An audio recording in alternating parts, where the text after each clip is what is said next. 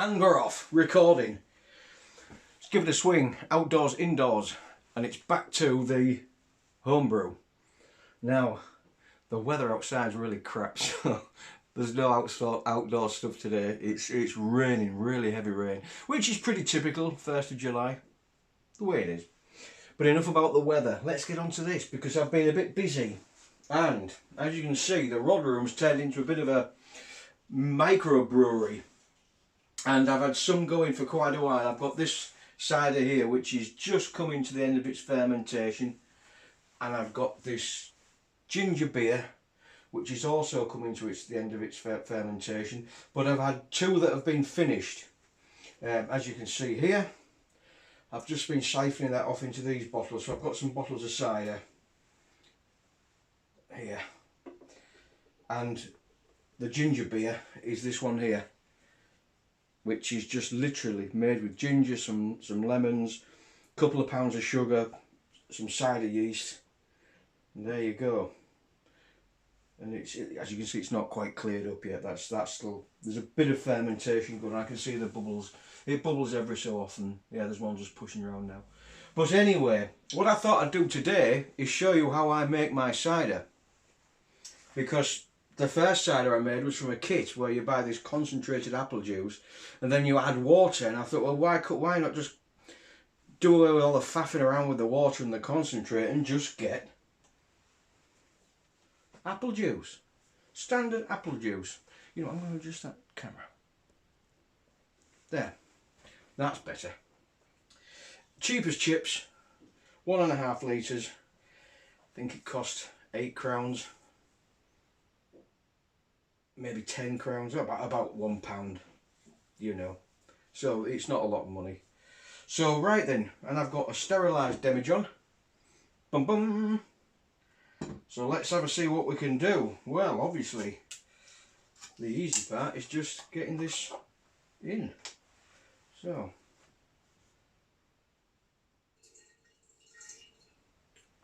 A little tip, it's the same with petrol cans.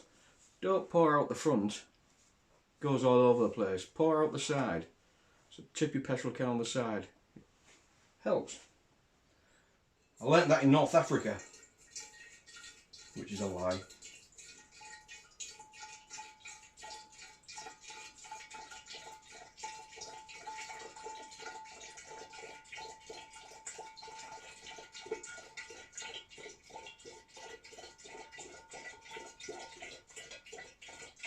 So the idea with the apple juice, I just thought, well, why buy concentrate and then add water when you can just buy the apple juice already done and dusted? So that's what I did on this last batch. And I will be adding sugar because, and the apple juice will give the flavour and of course the liquid volume. But then I shall add some extra sugar. So when the yeast and the sugar react to produce the alcohol, it'll give it a bit more of a kick. You know, cider should be nice and a bit strong. Right, again on the side. And over she goes. Over there.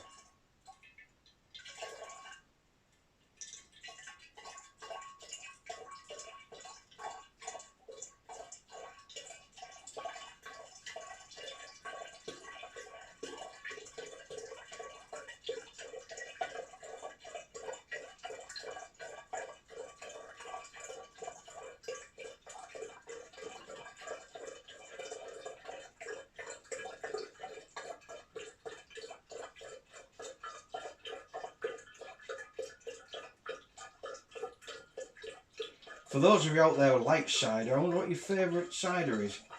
I used to like Strongbow. I know it's one of the more common ones, and it's probably scorned upon by purists. Oh, that's not good cider, that's just mass-produced chemical shit. And there's maybe some truth in it, but I think it tastes alright. And then there's Bulmers, Scrumpy Jack. God, it's countless how many ciders there are. But I don't like that modern cider that you get. What do they call it? They make it into all different. You get it in tins for the most part. Oh, what do they call that? Never mind, it'll come to me.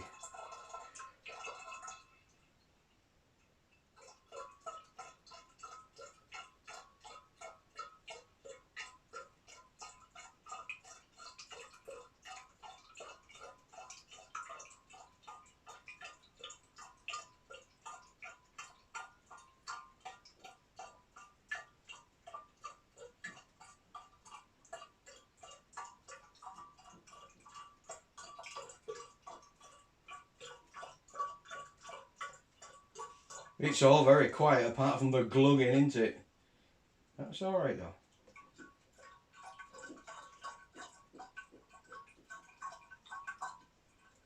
There we go. Perfect. 4.5 litres. 4.5 litres. And that's as accurate as I'm going to get, because the rest of it's going to be on a bit of a... yeah. Right. The next thing, because there's already sugar in the apple juice, obviously, so I'm not going to put the full £2 in. This whole bag would go in the ginger beer, because there's no sugar. It's just ginger root, so there's no real sugar in it, so you've got to add. But this has already got sugar in, so I should give it a good... there we go.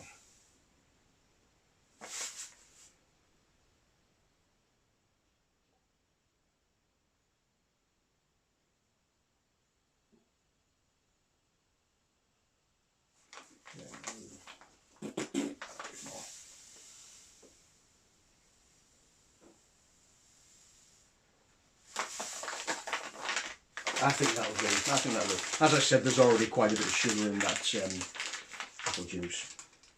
So there's the sugar added. Right. And now, the magic ingredient, yeast. This is a dry... what's that one there? Oh, that's like a nutrient. I don't know what that's... nah, not going to mess around with that. This is cider yeast. As it says on there, cider yeast, 10 grams. And 10 grams is for 25 litres, they say. So, you don't need much in just 4.5 litres. So I just take a little spoon, and I think so much, no more. And then in you go. There we are. Now, if any experts are out there watching this, you'll be saying, oh, you're doing that wrong, you're doing that wrong, and oh, hey, what are you doing there? And you having a right to an opinion. But this is how I did it last time, and it worked. So, the ingredients are in. We just need the airlock with the cork. Let's give that a squeeze. There we are. And in 3 to 4 weeks time, this will be like that after it's frothed up, and oh, you can see all the yeast going down now, and it'll be getting ready to siphon off into the bottles. All right then, let me do something here.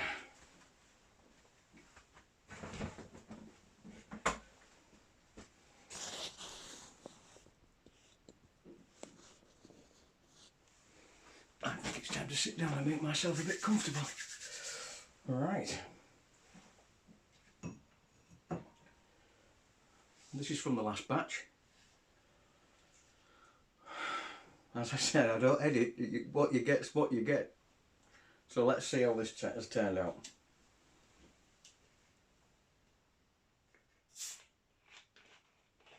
Okay, bit of a fizz. Let's see how it goes in the...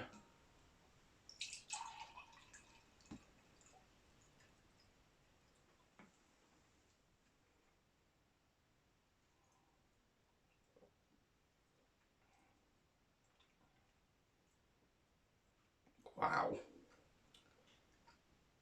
That's a fruity number. There's not as much fizz as I would have liked, to be honest.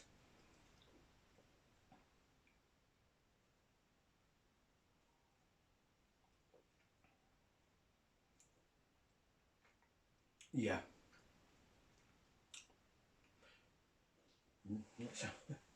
What's gone on there? Why isn't it fizzed up? I do it.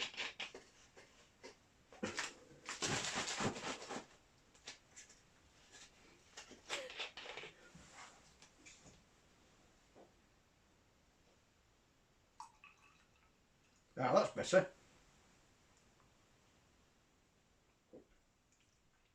That isn't bad. That's it, look at that.